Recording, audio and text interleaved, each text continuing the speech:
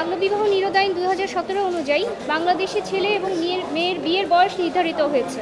মেয়েদের ক্ষেত্রে অবশ্যই 18 বছর বয়স পূর্ণ হতে হবে এবং এক্ষেত্রে ছেলেদের ক্ষেত্রে 21 বছর পূর্ণ হতে হবে এমন বিধান আইনে রেখে আইনটার ডেফিনেশনেই দেওয়া হয়েছে যে এর নিচে কোনো ছেলে মেয়েকে বিয়ে দিলে সেটা বাল্যবিবাহ আইনে অপরাধ হিসেবে বিবেচিত হবে এবং এই অপরাধে কেউ অপরাধী হলে তার 2 বছর পর্যন্ত কারাদণ্ড এবং 1 লক্ষ টাকা পর্যন্ত জরিমানার বিধান রয়েছে। অনাদায়ে আরও 3 মাস কারাদণ্ডের বিধান রয়েছে।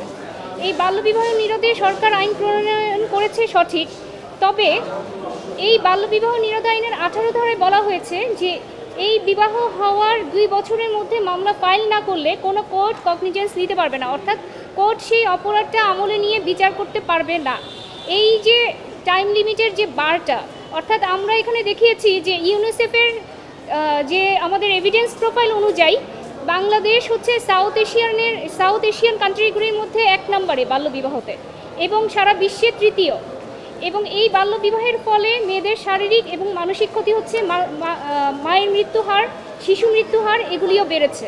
উপরন্ত আমাদের নারী ও শিশু নির্যাতন দমন আইনে যে রেপের যে ডেফিনেশনে সেখানে আন্ডার 16 কোনো মেয়ের সাথে ফিজিক্যাল রিলেশন করাটাও রেপ।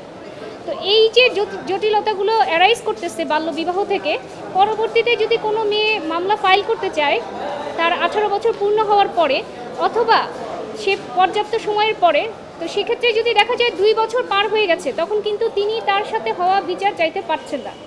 এই বিষয়টাকে আমরা চ্যালেঞ্জ করে হাইকোর্টে রিট পিটিশন ফাইল করি। আজকে মাননীয় বিচারপতি কাজী জিনাত হক এবং মাননীয় বিচারপতি আইনুন নাহার সিদ্দিকার দ্বৈত বেঞ্চ শুনানি শেষে এই 18 ধারা অর্থাৎ বাল্যবিবাহ নিরোধ আইনের যে সময়সীমার বাধাটা সেটা কেন অসাংবিধানিক ঘোষণা হবে না এই মর্মে রুল ইস্যু করেন। রেইনবো অ্যাক্রোপ্লাস্টে অ্যাক্রিলিক এমালশন থাকায় মুছে ফেলা যায় যে কোনো দাগ সহজেই। Rainbow Paints, colour of joy. এটা আমি নিজেই চ্যালেঞ্জ করেছি এবং এর মূল বিবাদী হচ্ছে মিনিস্ট্রি অফ ল এবং ministry of women and child affairs. এছাড়াও মিনিস্ট্রি অফ হোম অ্যাফেয়ার্সকেও এটার বিবাদী করা হয়েছে, অর্থাৎ আইন মন্ত্রণালয়, নারী শিশু মন্ত্রণালয় এবং স্বরাষ্ট্র মন্ত্রণালয়কে এখানে বিবাদী করা হয়েছে। এই অপরাধগুলো হচ্ছে একজন শিশুর সাথে, যেহেতু আন্ডার 18 হলে সেটা বাল্যবিবাহ। তো কারো যদি 11 বছর 13 বছরে বিয়ে হয়, সে 18 বছর হলে তো সে মামলা করার সময়ই পাচ্ছে না। এমনকি হতে পারে যে এই অপরাধগুলোতে আসলে সাধারণত লুকিয়ে গোপনে করা হয় এবং বাল্যবিবাহের ফলে অনেকেই রেজিস্ট্রেশনও করে না, পরবর্তীতে সেই নারীকেও অস্বীকার করে, সেই বাচ্চাকেও অস্বীকার করে, যেগুলো নিয়ে তাকে পরবর্তীতে কোর্টে এই বাচ্চার পিতৃ পরিচয় নিয়েও ঘুরতে হয়, তার নিজের স্ত্রীর অধিকার নিয়েও ঘুরতে হয়। এবং আমাদের দেশে 51% নারী বাল্যবিবাহের শিকার।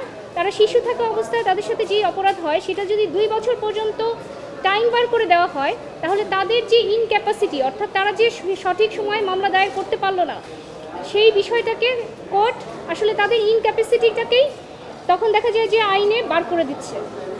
এখন একজন শিশু 11, 12, 13 বছর বয়সে তার আসলে মামলা করার ক্যাপাসিটি থাকে না। সেই বিষয়ে ভিকটিম হলেও তার ওই পর্যাপ্ত জ্ঞান, সুযোগ, সময় থাকে না যে সে 2 বছর সময়সীমার মধ্যেই মামলা করতে পারবে। অতএব বিধানটা যখন আনকনস্টিটিউশনাল হিসেবে রুল ইস্যু করেছে, আমরা এটা পরবর্তীতে চূড়ান্ত শুনানির জন্য প্রস্তুত করব এবং বিবাদীরা এসে এই বিষয়ে জবাব দিবে। এই বিধানটা থাকাটা আসলে শিশুদের সাথে যে অপরাধ হচ্ছে সেই বিষয়ে একটা বাধা সৃষ্টি করছে কোর্টকে কগনিজেন্স দিতে, বিচার করতে।